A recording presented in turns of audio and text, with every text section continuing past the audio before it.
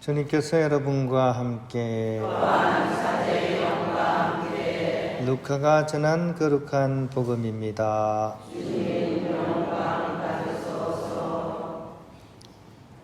그때 많은 군중이 모이고 또 각 거울에서 온 사람들이 다가오자 예수님께서 그들에게 비유로 말씀하셨다. 씨 뿌리는 사람이 씨를 뿌리러 나갔다. 그가 씨를 뿌리는데 어떤 것은 길에 떨어져 발에 짓밟히기도 하고 하늘의 새들이 먹어버리기도 하였다. 어떤 것은 바위에 떨어져 싹이 자라기는 하였지만 물기가 없어 말라버렸다. 또 어떤 것은 가시덤불 한가운데로 떨어졌는데 가시덤불이 함께 자라면서 숨을 막아버렸다. 그러나 어떤 것은 좋은 땅에 떨어져 자라나서 100배의 열매를 맺었다.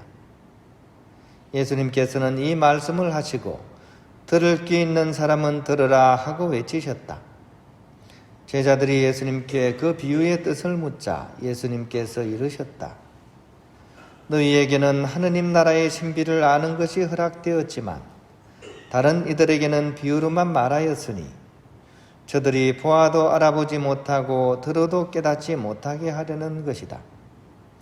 이 비유의 뜻은 이러하다. 씨는 하느님의 말씀이다.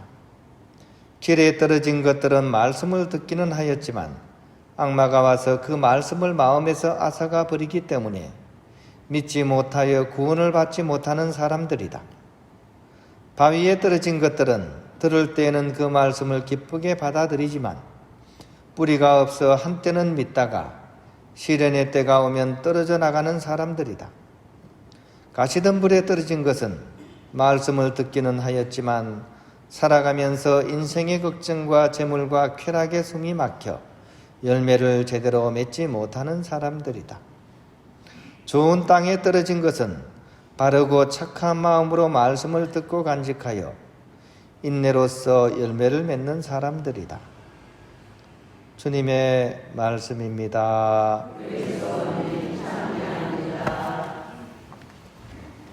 평화를 빕니다. 저는 이 사제 스품을 받은 후에 성담동으로 이렇게 제일 먼저 이렇게 왔습니다. 이제 보좌 생활을 여기서 시작을 한 거죠. 좀 일찍 왔어요.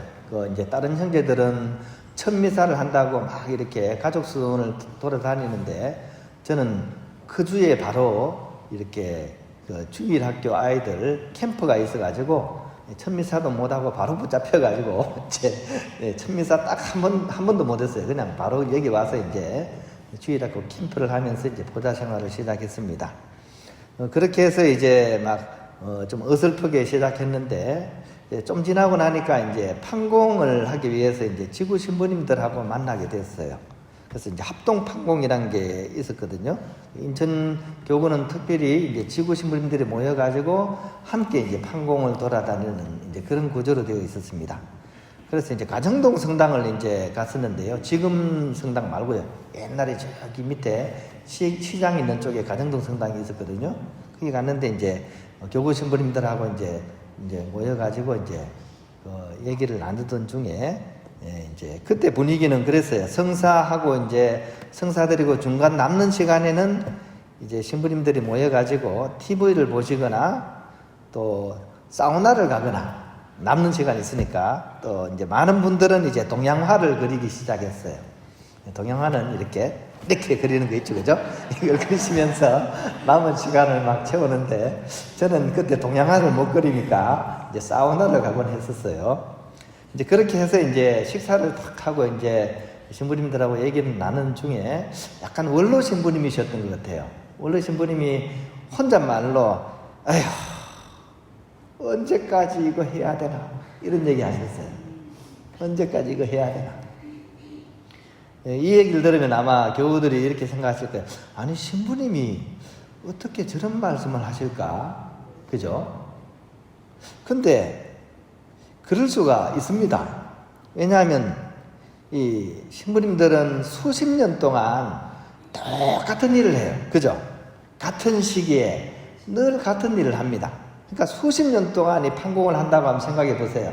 그러면 좀 지칠만도 하죠. 그러니까 이 신부님 좀, 아휴, 언제까지 이거 해야 돼? 물론 은퇴하면 안 해요. 그죠? 근데 은퇴하기 전까지는 계속 이 일을 해야 됩니다. 이걸 보고 뭐라 그러냐면, 매너리즘이라고 해요. 매너리즘. 그러니까 너무 똑같은 일을 반복하다 보면 좀 늘어지는 거죠. 사람 마음이. 매너리즘에 이제 빠지게 됩니다.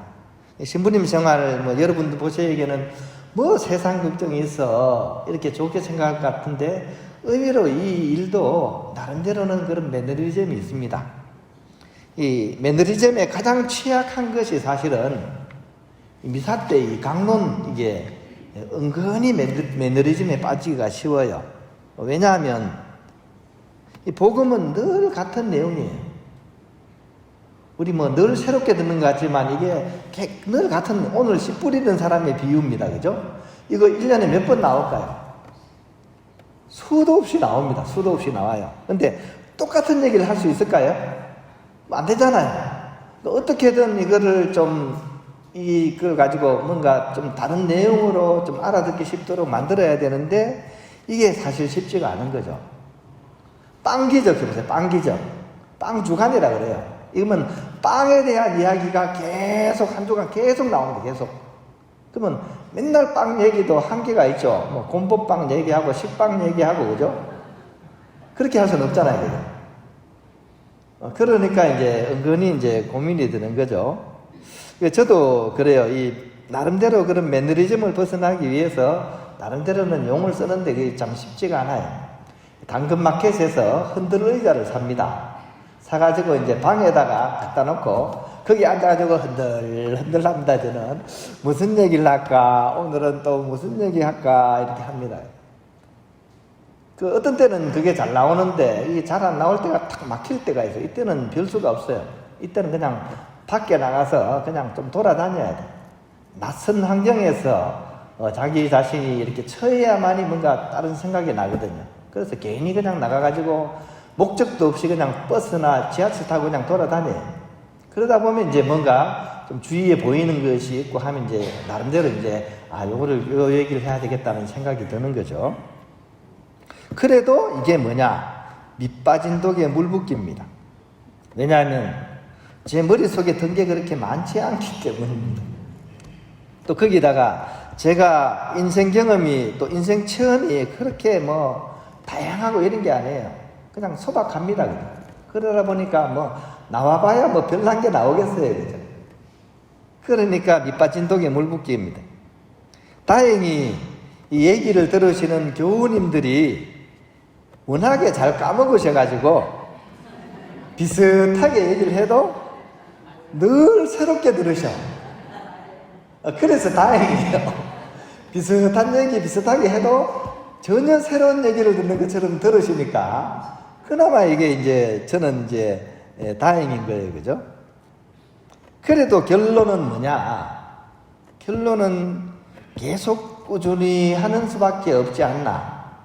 또 결론은 또 그건 것 같아요. 왜냐하면 사람은 별난 사람이 없고 세상 일은 또 별난 게 없잖아요. 복음도 늘 같은 얘기잖아요. 그러니까 우리가 할 수 있는 방법은 밑빠진 독에 콩나물 키울 때 물 주듯이 그냥 꾸준하고 성실하게 그렇게 하는 것이지 않을까. 예수님처럼 말입니다. 예수님이 그러셨거든요. 그죠? 오늘 복음을 보십시오. 그죠? 이 씨 뿌리는 사람의 비유, 씨 뿌리는 사람이 과연 누굴까요?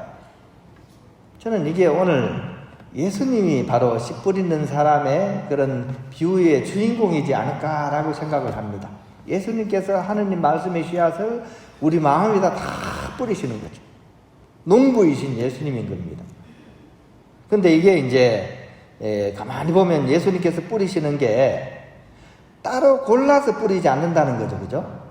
좋은 땅만 찾아가지고 뿌려야 되잖아요. 그죠? 근데 예수님 그렇게 하지 않습니다. 막 이렇게 여기다가도 뿌리고 저리가다 돌밭에도 뿌리고, 그죠? 가시덤불에도 뿌리고 막 온데 다 뿌립니다. 그죠? 아무런 희망이 보이지 않는 곳에도 뿌립니다. 밑 빠진 독처럼 보이는 곳에도 똑같이 씨를 뿌린다는 얘기입니다. 그리고 그 결론은 어떻습니까? 그 결론은 또 그 보상은 이 나머지의 모든 손실들을 다 채우고도 남습니다. 우리가 생각하기에는 저기 뿌려가지고 뭐 남는다고 싶은데 예수님께서는 거기서 다 뿌리십니다. 그런데 우리가 생각지도 않은 그런 수확을 수십 배 거두시는 거죠. 이 예수님의 모습을 우리가 눈여겨볼 필요도 있습니다. 그죠? 우리가 일상을 살아가면서 우리 또한 씨 뿌리는 사람의 입장이지 않겠습니까? 그죠? 골라서 뿌리면 될 것 같지만 그렇지가 않습니다. 그죠? 우리 일상도 돌밭이기도 하고 가시밭길이기도 하고 다 그렇잖아요. 그죠?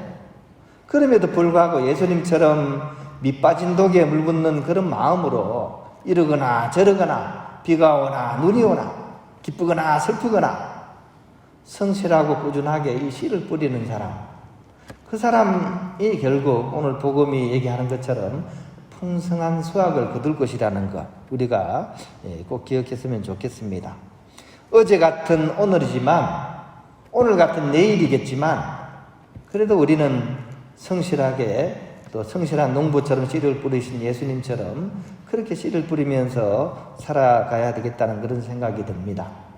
그리고 그것은 어제 말씀드린 것처럼 어떤 특별한 사람, 유능한 사람, 이런 사람만이 아니라 이름 없는 사람의 성실한 삶이 가장 감동을 주는 것처럼 우리의 그런 이 평범한 삶 속에 성실한 우리 하나의 그런 행위들이 결국 모든 이들에게 가장 큰 감동을 준다는 사실을 기억하면서 오늘 하루도 성실히 씨를 뿌리는 그런 우리 하루의 삶을 우리가 일구어 갔으면 좋겠습니다.